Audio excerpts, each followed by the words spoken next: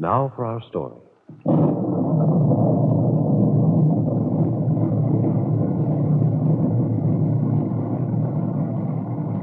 The storm continued unabated.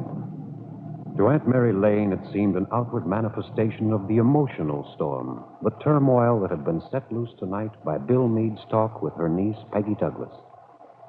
Peggy had been so sure, not only of what Bill was going to tell her, but of what her answer would be. She had built an imaginary world on a premise she now knew to be false. Aunt Mary had warned Peggy against making any hasty conclusions, but Peggy hadn't listened. Now Mary Lane was confronted with the young girl's complete and utter disillusionment. Having mostly herself to blame, Peggy had taken refuge in a defiant bitterness that frightened her aunt.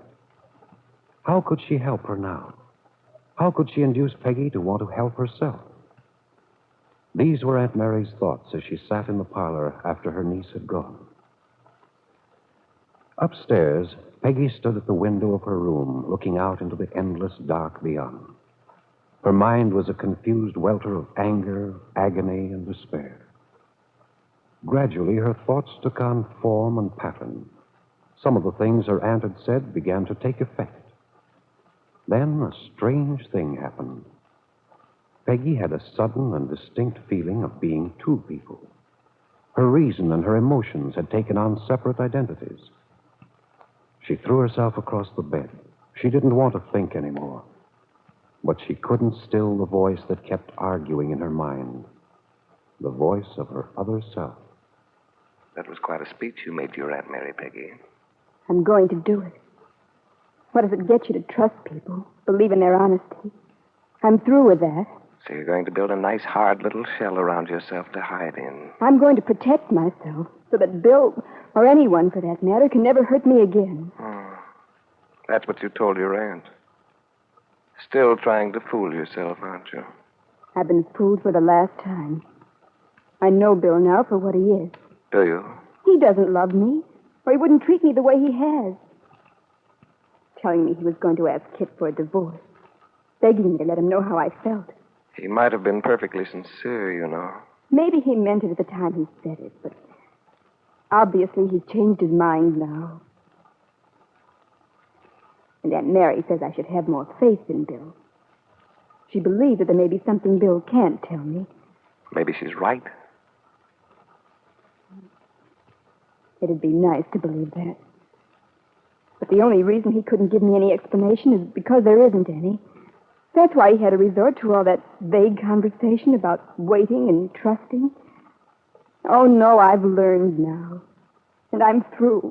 Are you? Then why are you so miserable? Why are you crying?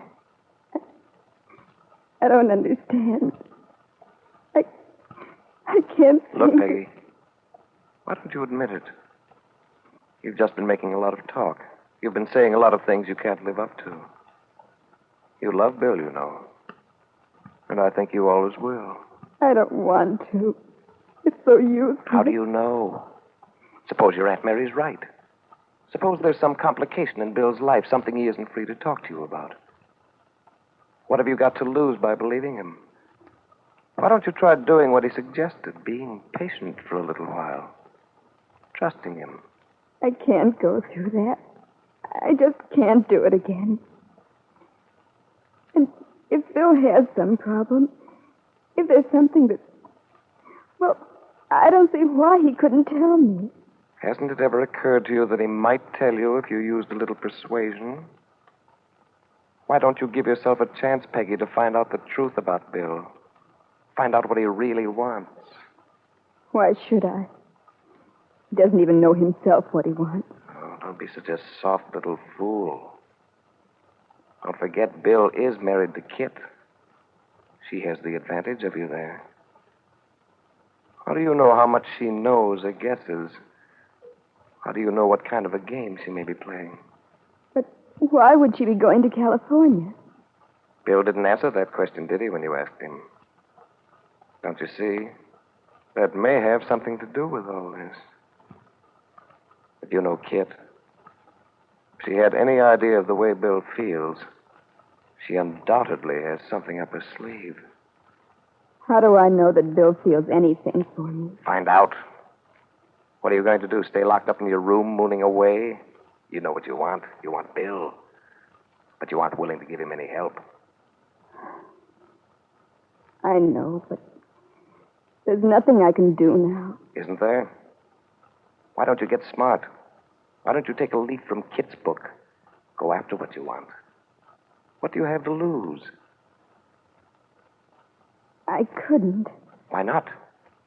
What did pride and virtue get you before? It lost you Bill.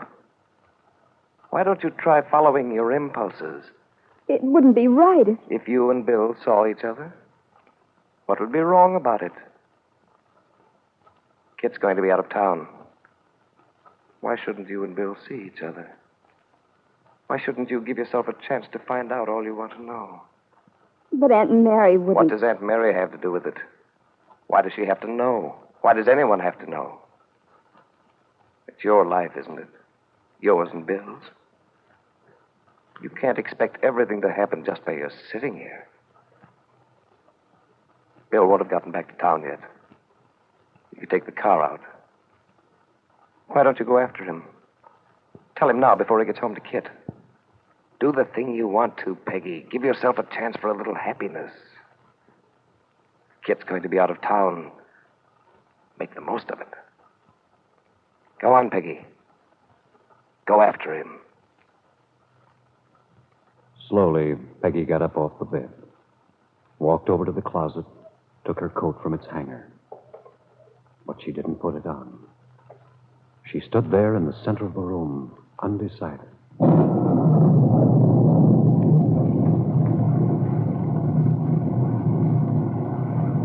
And at that same moment, in a bungalow at the Wakefield Auto Court, Kitt Meade is standing at the window, drumming nervously on the pane, wondering what has happened to her husband, when... Why, Dad. What a night. What a storm. Yes. Here, let me take your things. Yeah, thanks. Where's Bill? I don't know. He should have been home from camp an hour ago. I suppose he's marooned someplace because of the storm. Maybe he sought shelter at the Lane farm. Why the devil do you say something like that? That's what I'm here to talk about. Jessie tells me she's reserved space for you. But you'll be leaving for the West next week. That's right. I don't care how often you tell me that it's just a vacation. I know perfectly well, Kitt, there's some other reason for this trip.